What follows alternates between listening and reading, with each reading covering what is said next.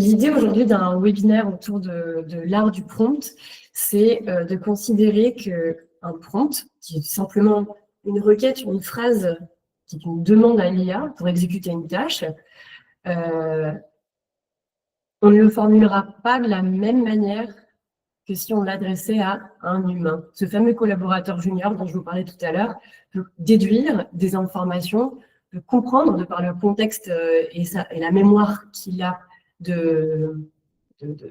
lieu qu'il intègre, là où je veux en venir. Tandis que l'IA ne fonctionne pas comme l'intelligence humaine, et c'est pour ça que prompter devient une nouvelle compétence pour ne pas se décourager quand on essaye de s'y mettre la première fois.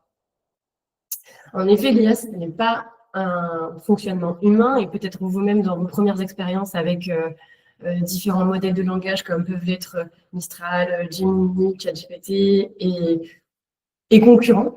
L'IA, elle a tendance à donner des résultats probables. Probable ne veut pas dire véridique. Elle tend à vouloir donner des résultats qui nous donnent confiance en sa réponse, mais qui ne sont pas nécessairement vrais. Une illusion de vérité. Deuxième point, l'IA, elle préfère inventer un contenu pour combler le vide. Donc, si je ne lui ai pas fourni d'informations suffisamment claires et exhaustives sur le contexte de ma demande, elle va peut-être compléter avec ce qu'elle sait dans les bases de données, grâce aux bases de données dans lesquelles elle s'est entraînée. L'IA, elle respecte ce qu'on lui demande, à peu près. C'est-à-dire que si ma demande est peu explicite, elle est peu complète et peu claire, elle va respecter, et donc elle pourrait être amenée même à inventer pour enrober.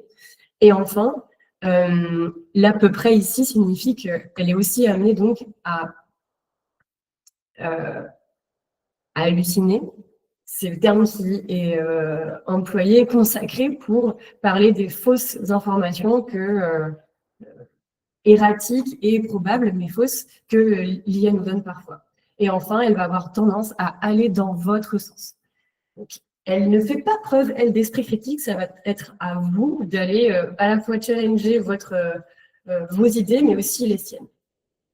Donc, du coup, aujourd'hui, pourquoi apprendre à prompter? Eh bien, prompter, ça permet d'obtenir plus rapidement des résultats satisfaisants avec une IA générative.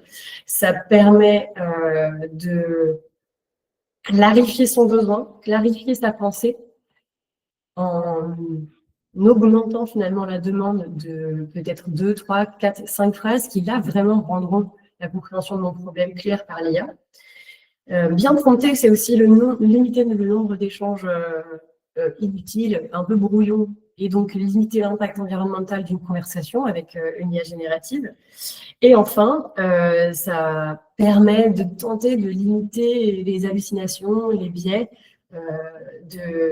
que l'IA pourrait être amenée à nous donner en réponse. Donc, plongeons dans le cœur du sujet désormais. Ah, c'est vrai, j'oubliais. Je voulais vous faire un petit laïus là-dessus pour redire où est-ce qu'on se situait là dans ce cadre d'apprentissage. C'est-à-dire que apprendre à comprendre, enfin, l'IA, apprendre à la maîtriser, en connaître les contours, y compris les contours éthiques, ça passe par ces trois volets, le savoir, la posture, on pourrait aussi parler des savoir-être, et les savoir-faire. Ici, on est dans le petit coin en bas à gauche, qui est celui des savoir-faire, donc maîtriser l'IA par l'art du prompt, mais on ne maîtrisera jamais 100% l'IA en s'arrêtant à cet endroit-là, c'est néanmoins nécessaire. En réalité, tout ce que je viens de vous dire juste avant correspond à ce savoir qu'on peut appeler aussi littératie algorithmique, comprendre le fonctionnement de l'IA, bref, c'est en déconstruisant ce qu'est vraiment l'IA qu'on est capable de la critiquer et de la positionner aux bons endroits. Ce qui nous amène enfin à la posture. Et là, la posture, je ne vais pas m'étendre là-dessus, mais on en a un petit peu parlé tout à l'heure, c'est savoir la relire, la critiquer, se critiquer. Faire donc preuve de cet esprit critique, notamment. Alors, voilà, là, on est dans le cœur du sujet et on démarre avec la première étape d'un bon prompt, puisqu'effectivement, en fait, prompter, on va donc décortiquer sa pensée, décortiquer son besoin. Et pour nous, Une manière de le faire, c'est de le faire en 4 points. Peut-être que sur LinkedIn, les réseaux sociaux, dans vos newsletters, des fois, vous aurez vu des méthodes en 10, en 12 étapes. En fait, on peut les synthétiser en 4 temps. C'est déjà une première bonne approche. Et c'est celle que vous retrouverez du coup dans le mémo du prompt que l'on vous a proposé et remis dans le chat. Je vois qu'il y a des échanges sur le sujet. Mes 2 collègues, Océane et Céline, y répondent. L'idée du mémo du prompt, c'est de vous proposer un format papier, mais vous pouvez le faire sur une feuille, hein, chez vous également, pour poser sa pensée à l'écrit avant de démarrer directement dans l'outil et de se perdre finalement dans une conversation. Donc la première étape, c'est de clarifier son propre objectif. Qu'est-ce que j'attends du LLM? Petit point de vocabulaire sur le LLM. En anglais, LLM signifie Large Language Model. En gros, c'est grand modèle de langage, c'est-à-dire de manière très concrète ce qu'est un ChatGPT, Mistral, Gemini, toutes ces interfaces de chatbots qui communiquent avec vous sous forme de langage. Que ce soit un langage écrit ou un langage oral, puisque maintenant ils sont aussi capables de le faire pour certains d'entre eux. Donc mon objectif, c'est la tâche que je veux que ce modèle réalise. Ça peut être une synthèse, ça peut être une liste d'idées, ça peut être un compte-rendu, ça peut être un mail. Bref, c'est moi qui décide du résultat final que je vais obtenir, le livrable, disons. Deuxième étape, là j'avais proposé effectivement un petit exemple, une synthèse. La deuxième étape, ça va être le contexte. Le contexte, retenez bien cette étape qui, selon moi, est vraiment la plus importante. C'est pourquoi vous avez besoin de ce livrable. Dans quel cadre vous vous situez? Qui est concerné par exemple, cette synthèse? Qui êtes-vous? Que faites-vous? Dans quelle activité professionnelle vous êtes? Quel est éventuellement même votre métier? En gros, c'est toutes les informations qui permettent à l'IA générative, de par son fonctionnement, d'aller piocher dans, disons, les registres de vocabulaire, de langage, les bons endroits. Si vous dites que vous travaillez, par exemple, dans le secteur de la santé, vous orientez nécessairement l'IA à aller chercher, parmi les données sur lesquelles elle a pu s'entraîner, les éléments de langage qui seront déterminés dans cette catégorie santé. Je vulgarise le propos, mais c'est pour vous donner une explication sur pourquoi le contexte est vraiment très important. Donc ici, un petit exemple. Eh bien, le contexte est composé ci-dessous de plusieurs points. Alors, on a pour envoyer le résumé de nos échanges à tel client, en mettant l'accent sur les avancées et les prochaines étapes du projet campagne à débat.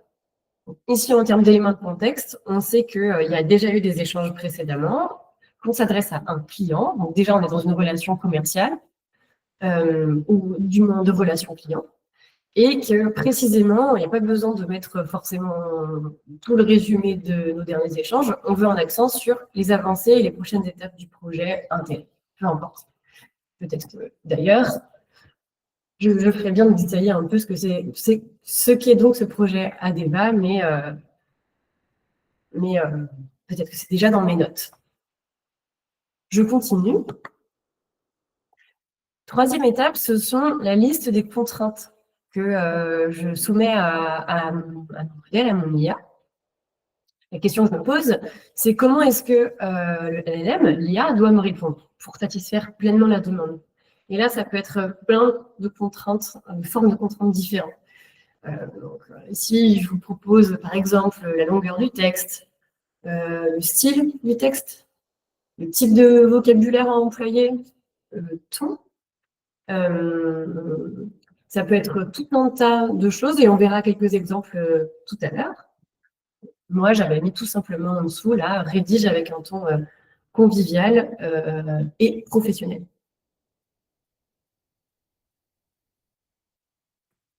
Et enfin, la dernière étape, c'est celle des sources. La question qui se pose, c'est quelles informations ou quels exemples vous voulez que l'IA utilise. En gros, c'est sur quelles informations elle doit se baser ou s'inspirer pour vous répondre correctement. Ça peut être plein de choses là aussi. Ça peut être base-toi, s'il te plaît, sur ces quelques notes de notre rendez-vous de la dernière fois pour ces clients. Ça peut être base-toi, s'il te plaît, sur une trame type de synthèse que j'ai l'habitude de faire. Et s'il te plaît, complète du coup avec les informations de ma dernière réunion. Ou dans un autre registre, dans un autre exemple, ça pourrait être base-toi sur des ressources que j'ai trouvées en ligne et intègre des informations sur des articles que j'ai trouvés en ligne. Je veux dire, sans faire du copier-coller, mais utilise ce contenu-là pour en faire un autre contenu pédagogique, par exemple. Donc, c'est souvent du copier-coller, les sources. Mais ça peut aussi être l'ajout de fichiers directement dans l'interface de mon IA. Je peux converser avec elle, avec du langage, et aussi lui fournir un document Word, un document PDF, etc., par exemple. Un exemple dernier, ici, on avait utilisé les notes ci-dessous, donc que je lui copie-colle, et inspire-toi du format de compte-rendu que je vais t'envoyer juste après. Alors, petit exemple. Donc là, on est sur du basico-basique. Admettons, mon but, c'est d'écrire sur les tendances actuelles du télétravail. Si à ce stade, je m'arrête là pour faire mon prompt, alors oui, mon outil d'IA va me proposer un paragraphe sur les tendances actuelles du télétravail, mais c'est très peu précis. Donc, il va y avoir du contenu textuel, ça c'est sûr, mais il manque quand même beaucoup de choses pour que ça réponde vraiment à ce que j'ai en tête. Alors, je vais devoir le poser. Je commence à le faire dans un premier temps avec un prompt qui est un peu plus nourri. Par exemple, celui-ci. Là, on retrouve 3 éléments de la méthode qu'on a vu juste avant. L'objectif, rédiger un article détaillant les tendances actuelles du télétravail. OK. L'objectif, c'est un article. Ça commence déjà à être un peu plus clair. Les attentes au milieu, donc en mettant l'accent sur les avantages et les défis. Donc d'accord, tu me parles des tendances actuelles du télétravail, mais accentue sur les avantages et les défis. Et le contexte, à qui je m'adresse? Je m'adresse aux entreprises et aux employés. Maintenant, on va regarder une version un peu plus nourrie encore de ce prompt-là, qui oriente un peu la structure que je veux obtenir. Puis, plus que la structure, peut-être les sources aussi sur lesquelles appuyer la rédaction de cet article. Et là, on commence encore une fois, enfin, on continue, pardon, à avoir un prompt qui se nourrit. C'est-à-dire que moi, mon travail a été de clarifier ce que j'attendais pour que le résultat soit réellement plus satisfaisant. Donc là, si je le lis pour vous à haute voix, on a toujours notre objectif qui est un article approfondi. On a notre contexte qui s'est enrichi. Ici, c'est pour les responsables RH et les dirigeants d'entreprise, explorant les tendances actuelles du télétravail. C'est déjà plus précis. En termes ensuite d'attente, pareil, ça c'est clairement nourri. On parle des avantages et des défis pour les entreprises et les employés, en mettant l'accent sur, en mettant en lumière les meilleures pratiques pour la gestion du télétravail, et en incluant des études de cas récentes, des statistiques sur la productivité et le bien-être des employés, ainsi que des recommandations pour la mise en œuvre efficace du télétravail. Et les sources. Donc là, on lui demande de se reporter à des recherches académiques, à des rapports d'industrie, aux témoignages d'entreprises qui vont fournir des informations précises et à jour. Peut-être que ce sont des sources que je vais lui fournir d'ailleurs, parce que je peux en avoir aussi moi-même fait découverte dans ma veille. Ça, c'est pour mettre en visuel ce premier temps de méthodologie sur le prompt. Maintenant, ce que je vous propose, c'est de se lancer sur une mise en situation avec, je l'espère, un cas qui parlera au plus grand nombre. Alors là, je me suis dit, imaginons et si j'étais passionnée de cuisine, rédactrice d'un blog de cuisine créative, et si j'étais animatrice d'ateliers de cuisine, que j'aurais appelé les ateliers Popote. Alors, je vous jure, c'est pas vrai, je suis pas tout ça, mais je me suis inventé une vie pour l'exercice. Et là, aujourd'hui, j'ai un objectif, c'est celui-ci. Je souhaite fédérer ma communauté, faire connaître mes ateliers et les développer peut-être. Et pour cela, mon idée, c'est de faire une newsletter mensuelle. Parce que je commence à collecter des adresses mail, je commence à avoir une petite communauté sur les réseaux sociaux, mais tout le monde n'y est pas. Donc voilà ce que j'ai envie de réaliser. À partir de là, je vous propose d'aller regarder sur un premier outil que vous connaissez déjà évidemment, c'est ChatGPT. On va utiliser d'ailleurs aujourd'hui 3 étapes pour y arriver. Première étape avec ChatGPT, histoire d'obtenir quelques suggestions créatives sur comment structurer une newsletter pour qu'elle parle bien à ma communauté. Deuxième étape, on va utiliser Perplexity. Troisième étape, on va utiliser Claude. Et je vous dirai tout à l'heure pourquoi à chaque fois on change d'outil. Quitte la présentation. Et on va aller ici. Alors, admettons que de mon côté, j'ai déjà commencé à imaginer ce que je voulais mettre dans ma newsletter. Je vous mets mon petit prompt, je l'ai déjà préparé en avance. Voilà. J'ai déjà une petite idée. Mais comme je débute dans le prompt, je suis en train de faire une première proposition. Donc, propose-moi des idées pour une newsletter sur la cuisine créative. Je veux parler de mes derniers ateliers cuisine, mon dernier article, une recette sur mon blog et un sujet inspirant. Voyons voir ce que ça donne.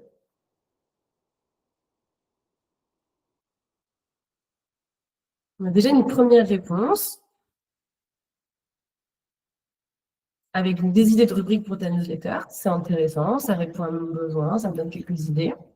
Une introduction personnelle avec un petit mot convivial, le ton avec un exemple, c'est intéressant.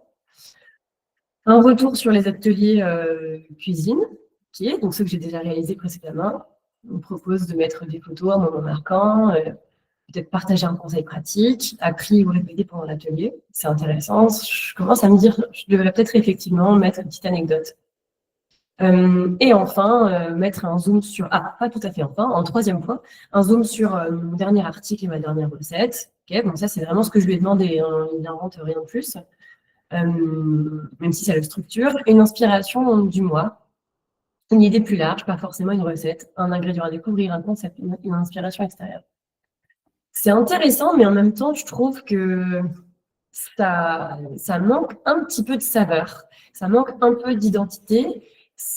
J'ai du mal à me projeter complètement, moi, dans cette newsletter qui me semble un peu générique. C'est chouette, mais c'est un peu plat. Donc, ce que je vais faire, c'est que je vais rajouter un peu de contexte. Et pour ça, je vous propose un deuxième prompt. Je recommence une nouvelle conversation pour démarrer vraiment à zéro la démarche. Et là, je vous montre du coup ce deuxième prompt. Et on va le décortiquer ensemble au regard de ce qu'on s'est dit tout à l'heure. Tu es rédacteur culinaire. Contexte, je suis une passionnée de cuisine qui tient un blog depuis 3 ans et j'ai démarré une activité d'atelier que je veux développer. L'objectif de cette newsletter, l'objectif de ma newsletter, je n'ai même pas encore dit d'ailleurs, est de promouvoir en douceur mon activité.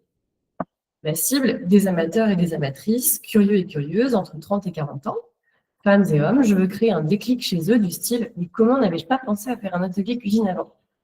Tout ça, c'est le contexte de ma demande. Donc, j'ai été très claire sur à la fois le champ d'expertise et donc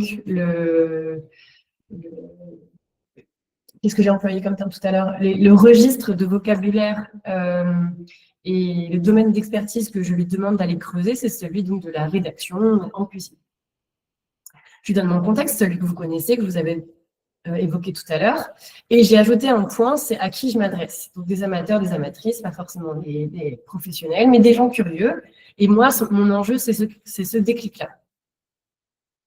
L'objectif, propose-moi 3 façons créatives de structurer ma newsletter Atelier Popote en 400 mots. Donc déjà, dans mon objectif, je propose un élément de contrainte. Et j'en ajoute d'autres. Elle doit contenir, cette newsletter, mes actualités, une tendance culinaire inspirante, parce que j'ai réfléchi à la question, et pour moi, ce que je souhaite faire apparaître dans cette première newsletter, c'est une tendance culinaire, et un teaser vers ma dernière recette. Je lui propose de le contraindre aussi sur le ton. Je veux un ton enjoué, authentique. Je veux tutoyer les gens avec peut-être une légère touche d'humour. Vous voyez, là, on commence à creuser quand même pas mal mon besoin et le format attendu. On en voit. Il a répondu à mon besoin en me proposant donc 3 options. On voit la première apparaître ici. Je vais les balayer rapidement. L'objectif, ça va juste être d'en choisir une qui nous sera utile pour la suite. Donc, on regarde, il me propose une première proposition créative, la newsletter façon menu du jour, structure amuse-bouche, plat du jour, dessert. L'amuse-bouche, ce serait là où je parle de mes actualités ateliers. Ton agenda à la fin, bonne nouvelle, les prochains ateliers Popote seront servis à table. OK. Plat du jour, la tendance culinaire, zoom sur une tendance concrète. C'est intéressant de le présenter comme ça, effectivement. Et le dessert, qui serait recette de blog, donc teaser final vers ma recette publiée. Bon, à voir, je sais pas, ça me convainc pas trop.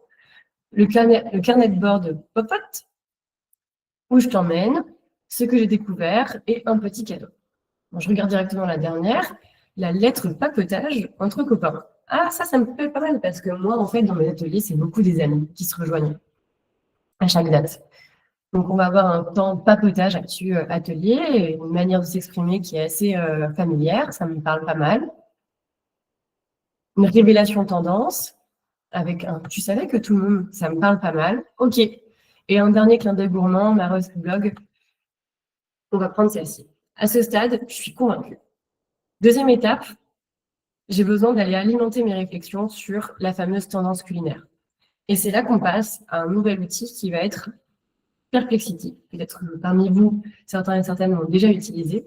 C'est un outil qui va pas mal compléter mon besoin là, de recherche, puisqu'il est spécialisé sur la recherche en ligne et la proposition de sources, une proposition assez nourrie de sources.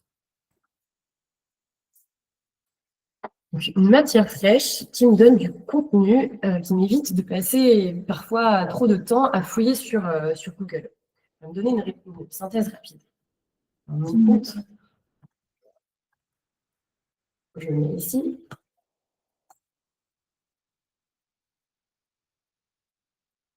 Donc, quelles sont les principales tendances culinaires émergentes? Ça, c'est ce que j'ai décidé moi. Et je vais même déjà un peu, je les contrains sur le fait de mettre des sources récentes et variées. Des articles, des blogs, de la presse spécialisée. Oui, parce que moi, je commence à m'y connaître en prompt, ça y est, et je sais que Perplexity, il faut que je l'oriente un peu pour ne pas qu'il me donne trop de livres blancs sur, qui s'adressent au monde de l'hôtellerie, restauration, etc. Non, moi, je veux des choses vraiment très opérationnelles. Super, il me fait plein de recommandations. J'adore. Et donc, à chaque recommandation, on va avoir les sources associées. On les retrouve en haut. Et là, moi, je tilte. Ce sera cette tendance culinaire que j'ai envie de faire connaître, en tout cas de creuser dans la newsletter. Mais je ne vais pas pouvoir simplement m'arrêter à ça. J'ai envie de creuser un tout petit peu parce que je voudrais donner à ma communauté accès à une recette. Alors, je complète ma demande avec un autre compte dans Perplexity, qui est celui-ci.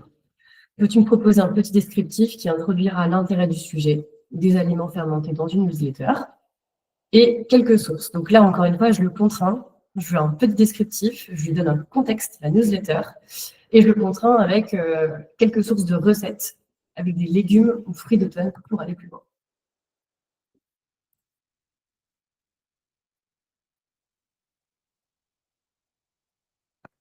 Quelqu'un nous demande quel est le bénéfice à utiliser Claude comparé à ChatGPT. On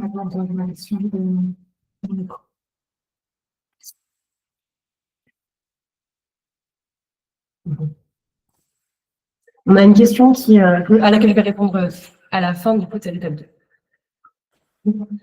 Donc là, il me fait une petite introduction et des sources pour aller plus loin. C'est super, ça va venir alimenter mes petites notes que je me suis mises à part sur la newsletter. Donc c'est parfait. Et je vais prendre une petite source.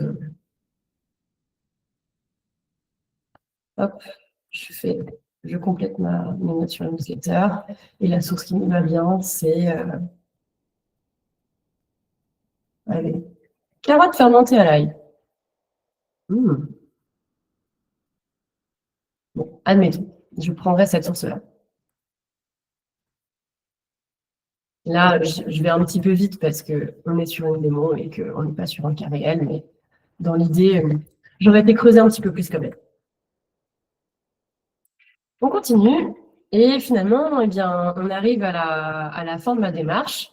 J'ai quasiment tout ce que je veux pour pouvoir alimenter la newsletter. J'ai la structure, j'ai mon contenu et j'ai l'outil sur lequel j'ai envie de le faire. Alors, pour conclure juste, avant de passer à la suite, pourquoi Perplexity ici, je l'ai testé par rapport à ChatGPT, parce que ChatGPT aussi nous permet de pouvoir faire de la recherche avancée en ligne. Moi, ce que j'aime beaucoup avec Perplexity, c'est le fait que les sources proposées, déjà d'une part, elles sont actualisées plus régulièrement que ChatGPT qui s'arrête en 2024 à ce stade.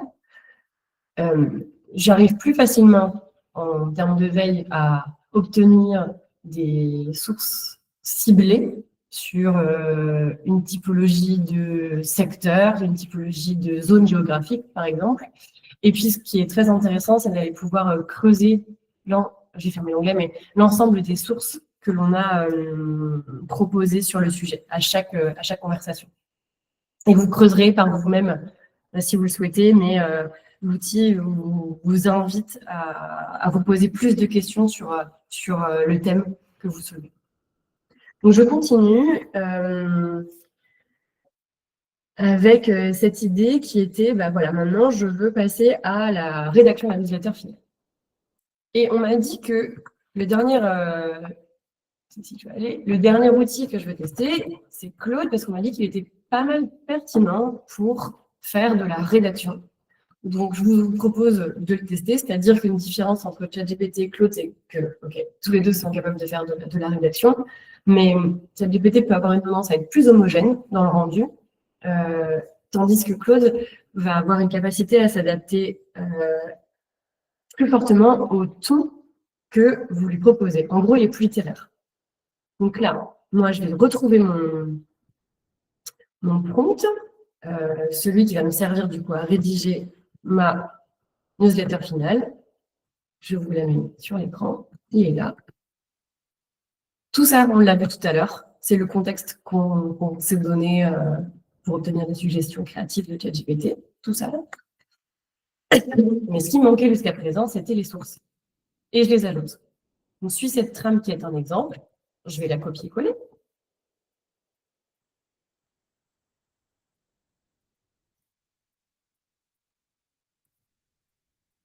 Et voici mon contenu réel. Pareil, je vais le copier-coller, je vais le chercher.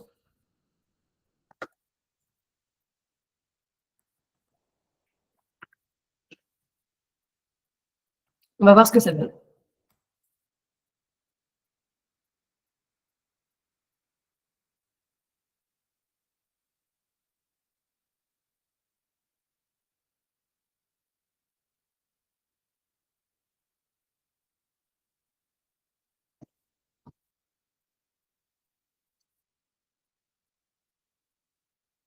Donc, il nous met une petite note d'humour. C'est quand même assez riche en texte, peut-être un petit peu trop. Je me dis que si je dois continuer dans la démarche, je lui demanderai de réduire un peu la quantité de texte. Il me propose une réinterprétation du contenu du coup sur les tendances culinaires de fermentation, avec le lien intégrer directement. Et puis enfin, il renvoie vers ma dernière recette sur le blog, qui était en l'occurrence une tarte fine au poire et au romarin. Et ça, c'est issu de mes notes. Y compris tout ce qui est au début, tout ça, c'est issu de mes notes. Donc, je vais proposer une petite anecdote sur mon atelier. Donc, je trouve ça intéressant. Et si j'ai envie de continuer, donc, soit ce que je peux faire, c'est dire, je voudrais que tu aies un ton qui soit, un style un peu moins littéraire, que tu ailles plus droit au but. Je veux te limiter à 300 mots. Je veux que tu ailles plus fort dans l'humour, par exemple. Bref, je peux continuer, mais il y a une question aussi de s'arrêter au bon moment. Donc là, on a pu voir en 3 étapes comment est-ce que j'arrive à réaliser donc une newsletter. Et pour en revenir maintenant aux apprentissages qu'on peut en tirer et tirer quelques conclusions.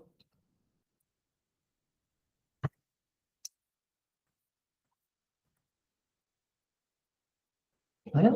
Alors, dans un premier temps, il y a une question, il y a un point qui est essentiel, c'est que un prompt qui est vague peut donner un résultat qui est un petit peu plat. C'est-à-dire que le contexte va profondément nourrir mon identité, va vraiment amener l'IA à valoriser ma différence par rapport à n'importe quel autre contenu de newsletter. Et donc, plus je précise le contexte, la cible, le ton, plus le texte il est pertinent, il répond à mon besoin et il valorise ma patte. J'aurais pu, par exemple, ici, en termes de source, lui donner un article de mon blog, un extrait d'article de mon blog pour lui dire « reproduis ce ton », par exemple. Le deuxième point, c'est que l'art du prompt, eh bien, finalement, c'est d'être capable d'itérer sans errer. Petit jeu de mots, mauvais jeu de mots, ça ce sera à vous de juger, mais la question, c'est effectivement d'être dans un processus d'essai et erreur, un processus qu'on canalise, parce que si on n'est que dans l'essai et erreur, on démultiplie le nombre de prompts et finalement on perd à la fois en efficacité personnelle, mais aussi on augmente de manière massive le temps passé et l'énergie, y compris l'impact environnemental de la conversation. Donc, itérer, c'est important, d'ajouter au fur et à mesure des petites contraintes, tout en ayant bien construit au départ. Trouver la complémentarité entre les outils. Donc là, on en a vu certains. Il y a encore beaucoup de choses à dire. On a vu vraiment 3% de ce qu'on pourrait dire sur les outils. Ils sont à la fois complémentaires, parfois concurrents. Il y a énormément de fonctionnalités, mais c'est vraiment en pratiquant qu'on se rend compte quel est le bon pour son besoin. L'autre point, le 4e point, c'est que l'IA, c'est un collègue, finalement, un collaborateur, bref, un co-rédacteur, co-créateur. C'est pas un remplaçant. En fait, dans toute cette démarche, ce qu'on a vu, c'est que c'est vous qui avez un rôle à la fois de cadrage, de management presque de votre tâche, de sélection, de filtre, de critique, d'évaluation, et même de demande à l'IA de s'évaluer elle-même. Donc, vous êtes là dans un vrai temps de travail entre vous et votre interface web, que ce soit ChatGPT ou autre. Et le dernier point, et on en a encore assez peu parlé, mais ça va venir juste après justement, c'est comment est-ce que je contrôle et j'applique des pratiques éthiques. Là, on en parle brièvement sur cette dernière ligne droite. En termes de pratiques éthiques, il y a beaucoup de choses à dire quand on travaille avec de l'IA générative. Le premier point qu'on pourrait se dire, c'est sur des solutions qui vont être gratuites, accessibles, grand public, au maximum faire attention à la divulgation de ces données. Encore plus, en particulier des données sensibles, des données personnelles, en anonymisant au maximum, par exemple, les informations que l'on délivre. Ça va être aussi de faire les bons choix d'outils. Il y a des outils qui sont plus ou moins éthiques et surtout qui vont répondre plus ou moins à vos critères éthiques, que ce soit des critères de transparence, de usage des données, de biais, de stockage de la donnée sur le territoire européen, par exemple, ou américain, par ailleurs, d'impact environnemental. Donc, là encore, c'est remettre un coup de zoom sur comment est-ce que je connais, comprends les outils pour les choisir. Troisième point, c'est de cibler ses usages. Et là, finalement, c'est presque un peu le point de départ qui permet de savoir par où commencer. Quelles sont les priorités en termes d'utilisation de l'IA que je me fixe? Est-ce que j'ai vraiment besoin et envie d'utiliser l'IA partout? Est-ce que ça correspond même à ce qui me motive? Peut-être pas du tout.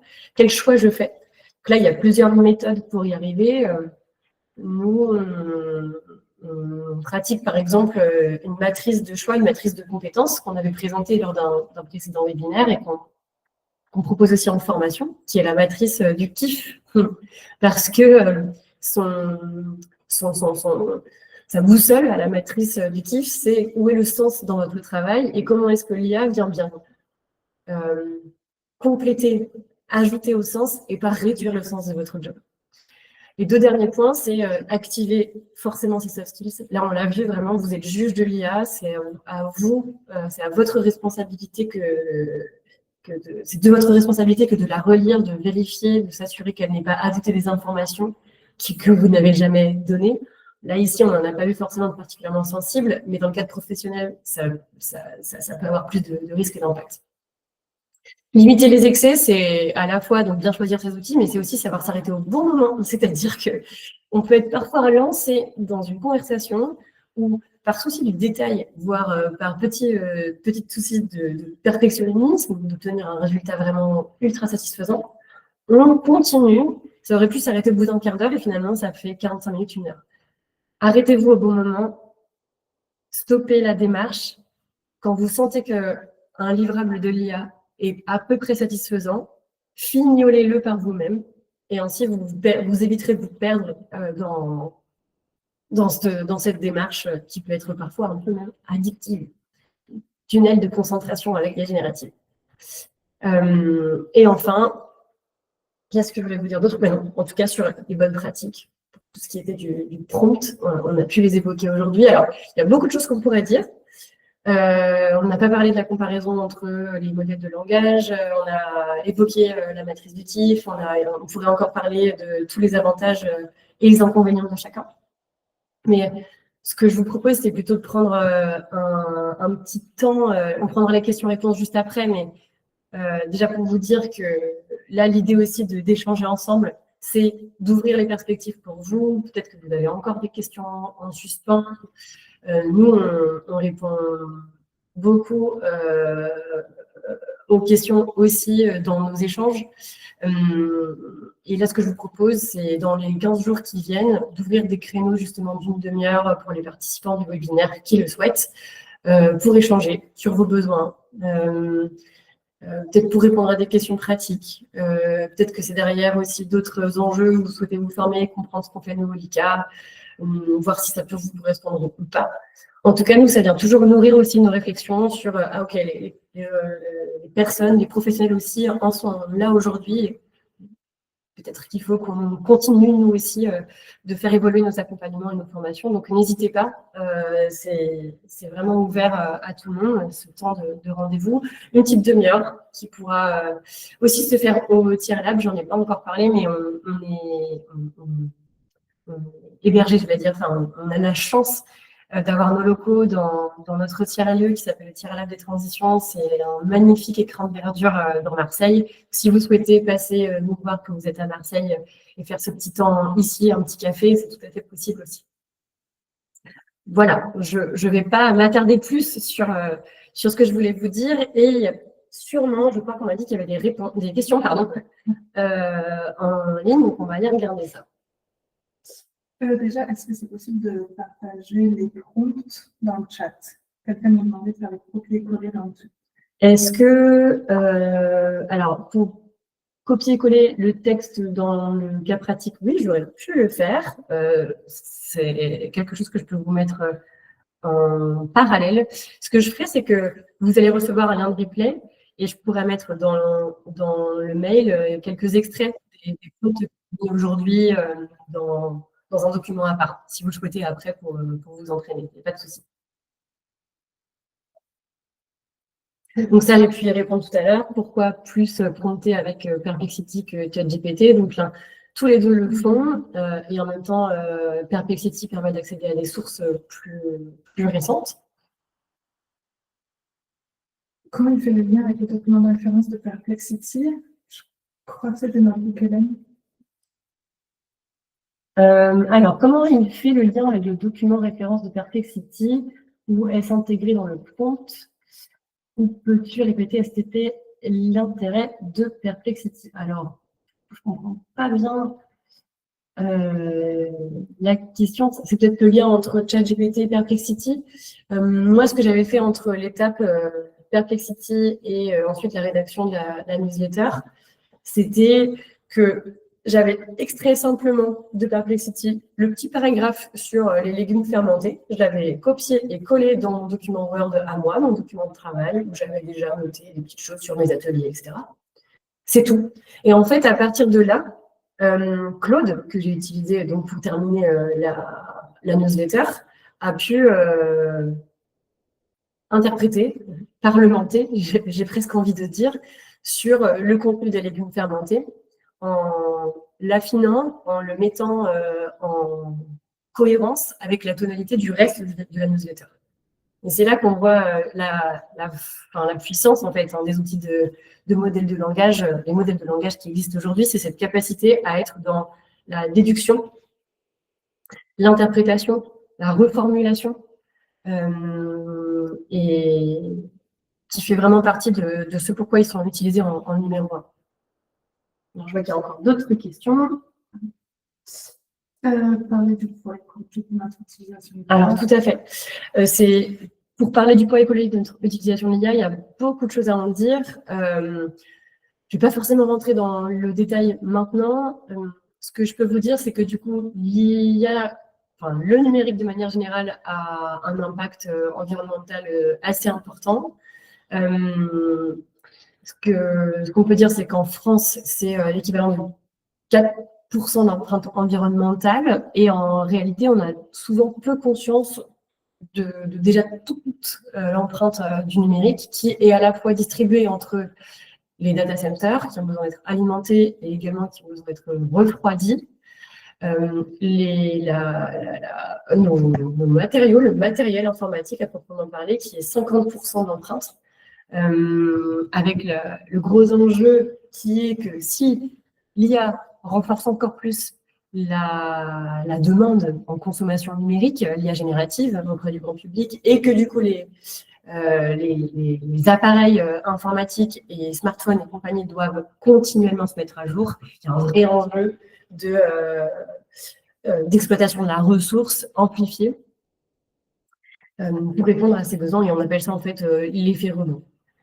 Donc, les data centers et le matériel sont les deux principaux endroits où il y a une empreinte environnementale. Aujourd'hui, avec l'arrivée de l'IA générative telle qu'elle existe, dans nos mains à tous, démocratisée, les courbes sont à la hausse, les chiffres sont difficiles à trouver du côté des concepteurs des solutions d'IA, parce qu'eux n'ont pas intérêt à être vraiment transparents sur le sujet. Donc, ce que je vous conseille en termes de données fiables, c'est d'aller regarder les ressources de l'ADEME. Je vais essayer de le retrouver parce que souvent, je l'ai sous le coude assez rapidement également. Des ressources qui sont celles du Café IA, qui est ouais, voilà, je le retrouve tout de suite, qui est porté par plusieurs acteurs, notamment de l'éducation nationale en France, et qui vise à mutualiser les ressources pédagogiques sur l'IA. Là, je vous mets tout de suite le lien, je l'ai sous le coude. Et ils ont fait un petit livret qui reprend toutes les données clés sur l'empreinte environnementale de l'IA. Et à ce stade, personnellement, c'est, je trouve, le plus accessible, aussi bien pour soi-même que pour ses collègues, si vous voulez l'imprimer au travail, pour sensibiliser sur le sujet. Je vous le mets là, dans le chat. Ça répond à cette question. Et ça répond à la question de Clémentine, super. Un petit peu. Et les points forts ou problématiques? Points forts ou problématiques entre ChatGPT, Gemini et Mistral. Alors, Aujourd'hui, Mistral, je suis contente qu'on me pose la question effectivement parce que c'est le petit français, le petit Frenchie. Il va avoir beaucoup d'avantages. C'est qu'il est donc hébergé 100% sur le sol européen. Il respecte le RGPD, contrairement aux autres qui ne sont pas soumis. Et il est open source, c'est pas le seul. Mais l'intérêt de Mistral, c'est de pouvoir donc le déployer sur un serveur personnel via lequel il n'y aura pas de données à transiter sur le web. L'inconvénient de Mistral aujourd'hui, même s'il faut creuser, il ne faut pas perdre espoir, c'est qu'il n'est pas tout à fait aussi bon qu'un ChatGPT, qu'un Gemini et consorts sur de la rédaction. Il est moins inventif, tout simplement.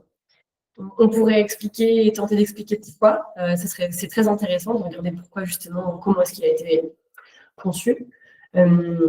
Mais sur de la tâche rédactionnelle de base du quotidien, moi, je vous invite vraiment d'abord à utiliser Mistral. Et également, il y a une IA qui est sortie cet été, qui s'appelle Euria, qui est poussée, je vous le mets dans le chat aussi, par une entreprise suisse qui s'appelle Infomaniac, pareil, et qui, elle, pour le coup, alors, il faut vraiment la tester parce qu'elle dépasse Mistral en termes de performance, de satisfaction. Quid de Nano Banana Quid de Nano Banana, et on pourrait rajouter à ça VO, etc. Pour ceux qui ne voient pas trop ce que c'est une fonctionnalité IA qui a été boostée, sortie en août, pour août cet été en tout cas, par Google, et qui fait de la génération d'images, mais Google est à fond sur génération d'images, génération de vidéos, et essaye de remonter la pente de la concurrence, puisqu'ils ont terriblement perdu en notoriété, du moins ils sont en train de stagner sur leur fonctionnalité principale de Google, qui était quand même la recherche en ligne, étant donné que les utilisateurs maintenant vont de plus en plus sur les plateformes d'IA. Nous, on est très très vigilants au LICA, voire même on propose une posture de frugalité max à toutes les personnes qui nous suivent sur l'usage des IA génératives d'images et les IA génératives de vidéos, parce que clairement aujourd'hui, sur l'impact environnemental, on n'y est pas. Non seulement on n'y est pas, mais il n'y a aucune recherche d'optimisation par les entreprises qui proposent ces solutions-là aujourd'hui, puisqu'ils sont plutôt au contraire dans une recherche de qui mangera la plus grande part de gâteau. Peut-être qu'on en reparlera dans quelques temps, mais il y a vraiment, vraiment une importance à être en recul, en intérêt, en veille, en même temps recul et en posture de discernement par rapport à tous ces outils qui sont parfois tellement brillants qu'on a envie d'y toucher, mais il y a beaucoup d'effets waouh et pour peu finalement d'usages réellement utiles d'un point de vue professionnel. Je vais prendre peut-être une dernière question. Quelles sources fiables permettent de comprendre l'impact écologique de notre utilisation de l'IA? Donc, ouais, je vous l'ai dit, l'ADEME, c'est top. Le Café de l'IA, Bonpot, j'ai oublié de parler de Bonpot qui a sorti, pareil, tout ça, de toute façon, tout ça très régulièrement. Pendant l'été, une infographie, un rapport qui reprend plein de données, notamment issues de l'ADEME, sur l'impact environnemental de l'IA. Donc, Bonpot, c'est ce blog qui propose un contenu éditorial autour des questions de transition. Et c'est souvent très pédagogique. Franchement, je le recommande. Oui, de frugalité, tout à fait. Dimitri qui demandait en posture de trivialité max, veut dire sobriété. Alors, pardon, je pense que je vais non pas reformuler, mais réarticuler. Exactement, on parle de frugalité et de sobriété. C'est vraiment pour nous deux mots qui sont super importants, c'est-à-dire la posture de j'utilise l'IA de manière frugale, donc pour des besoins qui sont véritablement utiles, voire nécessaires, et qui sont aussi éthiques. Et la posture de sobriété, c'est si j'utilise de l'IA, je fais attention au type d'outils que je manipule. Je pourrais aussi y ajouter d'ailleurs en termes de ressources Comparia, je le mets dans le chat, qui est une plateforme